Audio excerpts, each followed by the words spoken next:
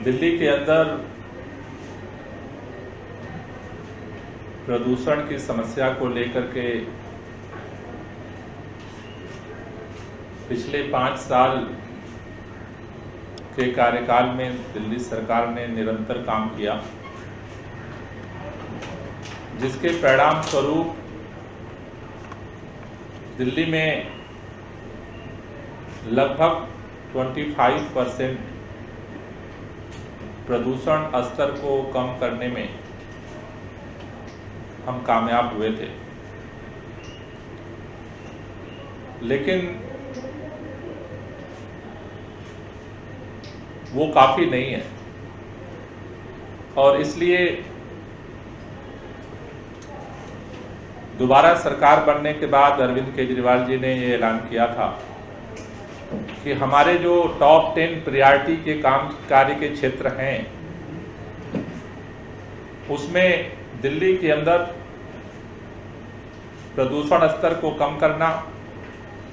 दिल्ली के लोगों को प्रदूषण की समस्याओं से निजात दिलाने के लिए काम करना शामिल है, जिसके लिए हमने ये लक्ष्य रखा था कि अगले 5 साल में दिल्ली के अंदर 2 करोड़ पौधे लगाए जाएंगे, ग्रीन क्षेत्र, कवर क्षेत्र बढ़ाए जाएंगे, जिससे कि प्रदूषण के स्तर को कम करने में अस्थायी समाधान की तरफ हम बढ़ सकें। और इस कोरोना काल के दौरान भी हमने इस साल के लक्ष्य को पूरा करने की दिशा में अपना कदम बढ़ाया है और बड़े पैमाने पर दिल्ली के अंदर अलग अलग एजेंसियों के साथ मिलकर के वृक्षारोपण का काम चल रहा है। लेकिन जैसा हम सब जानते हैं कि जाड़े के समय में प्रदूषण का स्तर बढ़ जाता है। जब हवा के अंदर ठंड और मॉइस्चर बढ़ते हैं, उस समय PM10 और PM2.5 के पार्टिकल का घेरा दिल्ली के ऊपर बढ़ जाता है, जिसमें मुख्य तौर पर 2 मुख्य कारण। पहला कारण है जो दिल्ली के अंदर डस्ट पोल्यूशन के माध्यम से, बायोमास बर्निंग के माध्यम से, व्हीकल पोल्यूशन के माध्यम से जो अलग अलग तरह का जो पार्टिकल्स जो उत्सर्जित होते हैं वो दिल्ली के हवाओं में घुलते हैं और हवा बंधी होने के कारण वो बाहर नहीं जा पाते और वो नीचे आकर के हमारे सांसों के माध्यम से हमारे लंग्स को इफेक्ट करते हैं। जो प्रदूषण दिल्ली के लोगों के द्वारा अलग अलग गतिविधियों के माध्यम से पैदा होता है। दिवाली के समय पटाखे जलाने से वो पैदा होता है, अलग अलग जगहों पर जो कूड़े जलाए जाते हैं उसकी वजह से पैदा होता है। दूसरा जो हिस्सा है वो दिल्ली के लोगों का उसमें कोई रोल नहीं होता, जैसे पराली का जलना। दिल्ली के अंदर पराली जलने के पिछले साल की घटना लगभग 0 पे रही है। जो नासा के माध्यम से जो सैटेलाइट से जो चित्र खींचे गए थे, रिपोर्ट आई, लेकिन पंजाब के अंदर, हरियाणा के अंदर, पश्चिमी उत्तर प्रदेश के अंदर जो पराली जलाई जाती है, पिछली बार का जो आंकड़ा था कि लगभग दिल्ली के पोल्यूशन में 45% कंट्रीब्यूशन पराली का रहा। उन पीक आवर में जब दिल्ली के अंदर ठंड बढ़ती है और उसी समय दिवाली का पीरियड होता है, उस समय पराली का जो धुआं है वो पूरी तरह से दिल्ली के एटमॉस्फेयर को उसकी चादर घेर लेती है। इसके साथ साथ जो दिल्ली के सराउंडिंग जो मेजर जो शहर हैं जैसे गाजियाबाद है, नोएडा है, गुड़गांव है, इन इलाकों में जो गतिविधियां चलती हैं उसका भी इम्पैक्ट दिल्ली के प्रदूषण के स्तर पे बढ़ाने में उसका भी कंट्रीब्यूशन होता है। साथ ही साथ दिल्ली के अंदर जो थर्मल पावर थे हमने उन्हें बंद कर दिया, लेकिन अभी भी दिल्ली एनसीआर के 300 के रेंज में 11 थर्मल पावर अभी भी चल रहे हैं जो पुरानी टेक्नोलॉजी के आधार पर चल रहे हैं। और जो आंकड़े कहते हैं कि PM10 उनकी वजह से 9% दिल्ली में इंक्रीज होता है और 2.5 11% इंक्रीज होता है। साथ ही साथ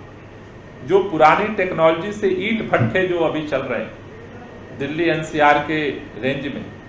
जिसमें यूपी के अंदर 1640 ईंट भट्ठे हैं जो पुरानी टेक्नोलॉजी पे चल रहे हैं, हरियाणा के अंदर 161 ईंट भट्ठे चल रहे हैं, राजस्थान के अंदर 164 ईंट भट्ठे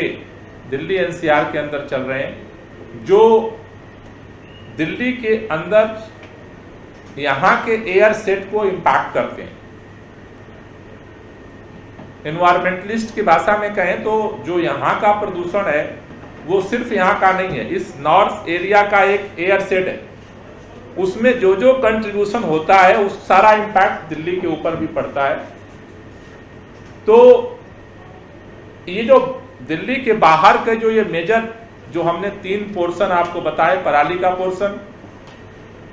थर्मल पावर से जो उत्सर्जित गैसें हैं उनका पोर्शन, और तीसरा ईंट भट्ठों का पोर्शन। आज अभी केंद्रीय मंत्री पर्यावरण विभाग के माननीय प्रकाश जावड़ेकर जी ने दिल्ली, पंजाब, हरियाणा, राजस्थान और उत्तर प्रदेश के मंत्रियों और वहाँ के अलग अलग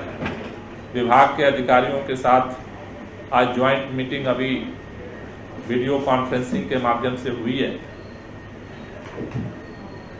दिल्ली के अंदर जो पराली की समस्या है, क्योंकि यहाँ पर बासमती धान ज़्यादा उगाया जाता है, लेकिन उसके अलावा नॉन बासमती धान जहाँ उत्पादन होता है वो लगभग 800 हेक्टेयर का एरिया है। आज हमने उनके सामने और सभी राज्यों के मंत्रियों के सामने दिल्ली के अंदर दिल्ली सरकार ने क्या क्या एक्शन प्लान बनाए हैं अलग अलग लोगों के साथ मिलकर के, हमने उस पर भी चर्चा की है। लेकिन इन सभी मंत्रियों से और केंद्रीय मंत्री से हमने 3 बातों के लिए अपील की है उस बैठक के माध्यम से, जिसमें हमें अन्य राज्यों के मंत्रियों और केंद्रीय मंत्री का सहयोग चाहिए दिल्ली के प्रदूषण स्तर को और कम करने के लिए। पहला जो हमने निवेदन किया है कि दिल्ली के अंदर पूसा इंस्टीट्यूट जो देश का जाना माना कृषि अनुसंधान केंद्र है, उसके द्वारा जो बायो डीकम्पोजर तैयार किया गया है, जिसके माध्यम से कम पैसे में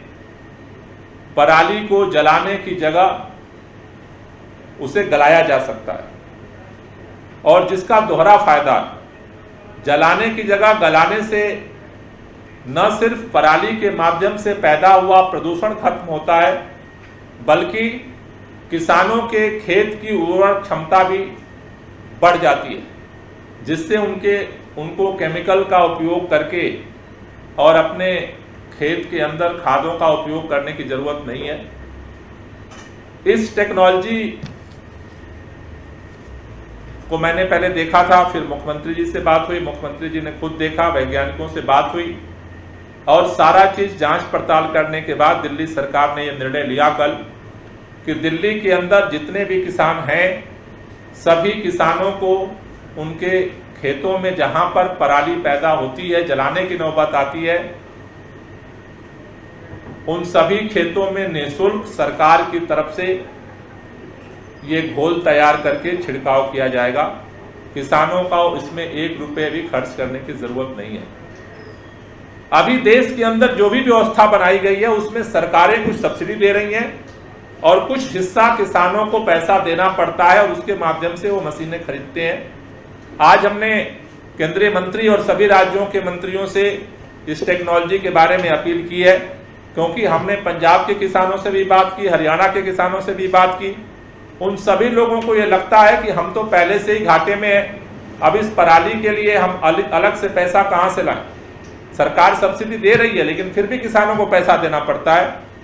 ये एक ऐसी टेक्नोलॉजी है जिसमें पैसा किसानों को खर्च करना नहीं पड़ेगा। आज की तारीख में सरकारें जितनी सब्सिडी दे रही हैं उससे 10 गुना कम पैसे में इस टेक्नोलॉजी के माध्यम से पराली को जलाने की जगह गलाया जा सकता है और खाद पैदा की जा सकती है। उदाहरण के लिए मैंने आपको बताना चाहता हूं, दिल्ली के अंदर लगभग 3 करोड़ रुपया केंद्र सरकार सब्सिडी के लिए दे रही है, जिससे कि किसान मशीन खरीद करके और पराली की समस्या का समाधान करें। लेकिन उसमें किसानों को भी पैसा देना है, तब मशीन मिल पाएगी उनको। केवल उसमें लगभग 80 किसानों ने अप्लाई किया केवल, क्योंकि उनको भी पैसा देना है। 3 करोड़ सब्सिडी सरकार दे रही है, फिर भी किसानों को पैसा देना है। दिल्ली के अंदर जो हमने सारा आंकड़ा बनाया है, 800 हेक्टेयर खेत में पूरा A to Z दवा तैयार करने से लेकर के छिड़काव करने तक केवल 20 लाख का खर्चा है। हम 3 करोड़ सब्सिडी दे रहे हैं, उसके बाद भी किसान को भी पैसा देना है। तो यानी कि अन्य राज्यों में भी आज हमने केंद्रीय मंत्री जी से यही अपील की कि जितनी आप सब्सिडी दे रहे हो उतनी ही पैसे में इससे 10 गुना ज्यादा खेतों में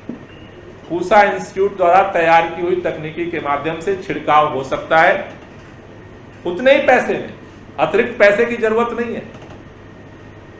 कई लोग कहते हैं कि इतना पैसा कहां से आएगा। पैसे की जितनी सब्सिडी दे रहे हो, 3 करोड़ दे रहे हो, 20 लाख में ये हो जाएगा अगर ये पॉलिसी केंद्र सरकार बना दे तो आज हमने उनसे अपील की है और सभी राज्यों के मंत्रियों से भी अपील की है कि ये एक ऐसी तकनीकी आई है जिसके माध्यम से हम इस पराली की समस्या को जड़ से खत्म कर सकते हैं बिना किसानों के बोझ डाले। दूसरा जो बैठक में हमने निवेदन किया, ये जो 11 थर्मल पावर है NCR के अंदर, वो वहाँ जुरिडिक्शन दिल्ली सरकार का नहीं होता, इनको सुप्रीम कोर्ट ने दिसंबर 2019 तक बंद करने के लिए वहाँ नई टेक्नोलॉजी, पुरानी टेक्नोलॉजी को बंद करके नई टेक्नोलॉजी को इंस्टॉल करने के लिए टाइमलाइन दिया था। लेकिन अभी तक वो काम नहीं हुआ है और लगातार वहाँ से जो गैसें उत्सर्जित हो रही हैं वो प्रदूषण पैदा कर रही हैं। तो उस पर भी टाइम बाउंड तरीके से कार्रवाई हो जिससे कि इसको रोका जा सके। और तीसरा, ईंट भट्ठे जो चल रहे हैं उस पर भी वहाँ के मंत्री भी और केंद्र सरकार द्वारा भी इस पर निगरानी की जाए। ये 3 बिंदुओं को हमने आज केंद्र सरकार और सभी मंत्रियों की ज्वाइंट बैठक में उठाया है और मुझे भरोसा है कि इस पर सकारात्मक रिस्पांस आएगा और इस कोरोना काल में हम लोग इसके समाधान में आगे बढ़ पाएंगे। दूसरी बात जो हम आपको बताना चाहते हैं कि दिल्ली के अंदर जो पराली की समस्या के लिए जो हमने निर्णय लिया है, एक्शन प्लान जो बनाया है, उसमें सबसे पहले ये हमने एक फॉर्म तैयार किया है, सरकार की तरफ से ये फॉर्म है किसानों के लिए। इसमें हम उनसे उनका किसान का नाम, पिता का नाम, एड्रेस, संबंधित गांव और डिस्ट्रिक्ट ले रहे हैं। गैर बासमती चावल के तहत क्षेत्र जिसमें घोल का छिड़काव करना है उसका एरिया कितना है उसको ले रहे हैं और जिस दिन वो छिड़काव करना चाहते हैं वो तारीख ले रहे हैं। उसके आधार पर, इसी फॉर्म के आधार पर फिर हम अपनी टीमों को भेज करके और उस तारीख को वहाँ पर हमारी टीम जाएगी और उस तारीख को वहाँ पर छिड़काव किया जाएगा। तो ये पहला स्टेप, इसके लिए जो एक्शन प्लान हमने बनाया है दिल्ली के लिए, फॉर्म भरवाने का है जो हम वहाँ शुरू कर रहे हैं सभी गाँवों के अंदर। जो हमारे कृषि विस्तार अधिकारी हैं उनको इंचार्ज बनाया गया है सभी ब्लॉक के अंदर और वो ये फॉर्म भरवाने का काम करेंगे। कल जो मैंने बैठक बुलाई थी उसमें हमने MLA उन ग्रामीण क्षेत्रों के विधायकों को भी बुलाया था जिनसे कि उनका सहयोग लिया जा सके और किसानों को जल्दी ये सुविधा दी जा सके। दूसरा, ये पूरा जो मेडिसिन तैयार करने के लिए सारा जो है हम एक जगह सेंट्रलाइज सेटअप तैयार कर रहे हैं। नजफगढ़ एरिया में कड़कड़ी नाहर गांव है, वहां पर ये हमारा एक सेंटर है। वहां पर ये पूरा सेंट्रलाइज सिस्टम तैयार किया जा रहा है, जहां पर हम लोग 5 तारीख से सेटअप कर देंगे। 6 तारीख के सुबह से ये पूसा के वैज्ञानिकों की निगरानी में लगभग 400 एक साथ हम वहाँ पूरा टेंट लगा रहे हैं, और 400 वहाँ पर जो किट जो है 400 जगह हम मेडिसिन तैयार करना शुरू करेंगे एक साथ वहाँ पर। 400 जो पतीले हैं उनमें वो दवाएं बनाने का काम शुरू होगा। और जैसा मैंने पहले बताया था कि जो प्रोसेस है कि उसमें 3-4 दिन बाद ये फर्स्ट राउंड की दवा तैयार हो जाएगी, जिसमें कि हम पहले 5 लीटर पानी में 150 ग्राम गुड़ गर्म करते हैं। गर्म होने के बाद उसे ठंडा किया जाता है। ठंडा होने के बाद 50 ग्राम बेसन मिला रहे हैं, और उसके बाद उनका एक जो पाउच है वो हम उसमें डालते हैं घोल मिला करके। 3-4 दिन बाद फिर हम उसको डबल कर देंगे। तो इस तरह से वहाँ पर एक सेंट्रलाइज पूरा सिस्टम हमने सेंटर डेवलप कर रहे हैं, और वहाँ पर ये सेटअप हमारा 5 तारीख को तैयार हो जाएगा। और 5 तारीख को पहले हम ट्रायल करेंगे। 6 तारीख से ये मेडिसिन बनाने का काम, वहाँ पर घोल बनाने का काम शुरू हो जाएगा। उसके बाद जो है वहाँ से जहाँ से डिमांड आ रही है, ट्रैक्टरों के माध्यम से ये छिड़काव किया जाएगा। ट्रैक्टर्स के अंदर जो मशीन है उसके माध्यम से ये सारी जहाँ ज़रूरत पड़ेगी वहाँ पर अधिकारियों के माध्यम से वहाँ जाएगा, और उनका जो है वहाँ पर छिड़काव किया जाएगा। छिड़काव करने के बाद उसी दिन शाम तक या उसके अगले दिन रोटावेटर चलाने की विधि है, जिससे कि वो मिल जाए, और उसके बाद 15 से 20 दिनों के अंदर ये पराली जो है वो गल जाएगी, जिसमें कि वो गेहूं का बीज डाल सकते हैं। तो ये 3 स्टेप में हमने इसका एक्शन प्लान बनाया है। पहला ये फॉर्म भरवाने का है, दूसरा सेंट्रलाइज जो पूरा मेडिसिन सेंटर हमने डेवलप करने के लिए कड़कड़ी नाहर में सेंटर डेवलप कर रहे हैं, और उसके बाद फिर इसके आधार पर ट्रैक्टर के माध्यम से उन गाँवों में और उन इलाकों में जा करके इसका छिड़काव जो है वो किया जाएगा। लेकिन पराली के साथ साथ जैसा मैंने कहा कि आज हमने और मुद्दों पे भी अलग राज्यों के साथ बात की है, लेकिन पराली के साथ साथ दिल्ली के लोगों के माध्यम से, दिल्ली के अलग अलग गतिविधियों के माध्यम से जो प्रदूषण पैदा होता है, उसको लेकर के पिछले 3 हफ्ते से अलग अलग विभागों के साथ, पर्यावरण मंत्रालय के अलग अलग विभागों के साथ, PWD के साथ, MCD के साथ, ट्रैफिक पुलिस के साथ हमने पिछले 3 हफ्तों में कंटिन्यूअस मीटिंग की है,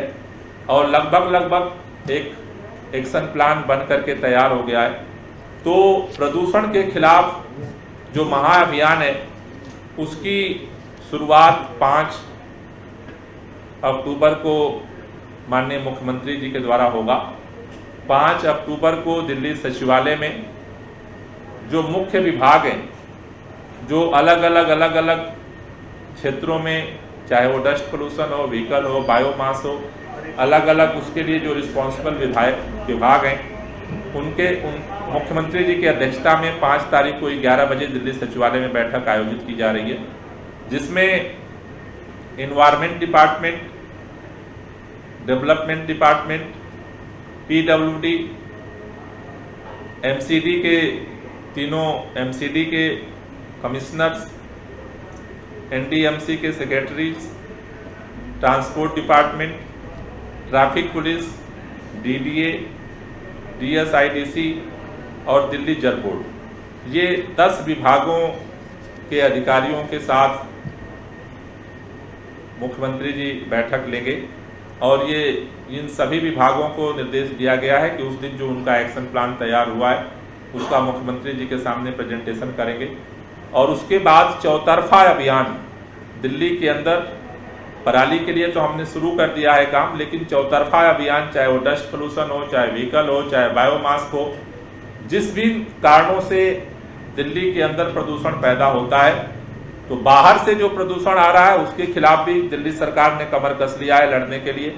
सभी लोगों के सहयोग के साथ। और दिल्ली के अंदर जो प्रदूषण पैदा होता है उसके लिए भी 5 अक्टूबर से ये महाअभियान शुरू होगा, जिसको माननीय मुख्यमंत्री जी प्रेजेंटेशन के बाद और इसको सबके सामने रखेंगे। तो आज बैठक के बाद